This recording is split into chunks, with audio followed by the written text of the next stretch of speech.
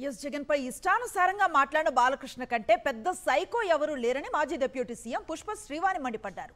చిరంజీవి ప్రకటన బాలకృష్ణ, చంద్రబాబు, పవన్ కళ్యాణ్ల తప్పుడు ప్రచారానికి చెంపపెట్టని మండిపడ్డారు. అసెంబ్లీలో అసభ్యంగా మాట్లాడిన బాలకృష్ణ తక్షణమే క్షమాపణలు చెప్పాలని పుష్ప శ్రీవాణి డిమాండ్ చేశారు.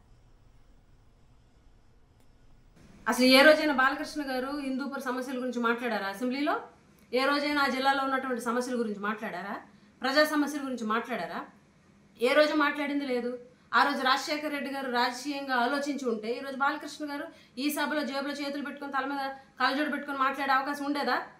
ఆ రోజు ఆయన రాజకీయంగా ఆలోచించకుండా మేలు చేశారు కాబట్టి ఈరోజు మీరు ఈ సభలో మాట్లాడగలుగుతున్నారు అన్నది మర్చిపోవద్దు. బాలకృష్ణ గారు ఎవరు సైకో?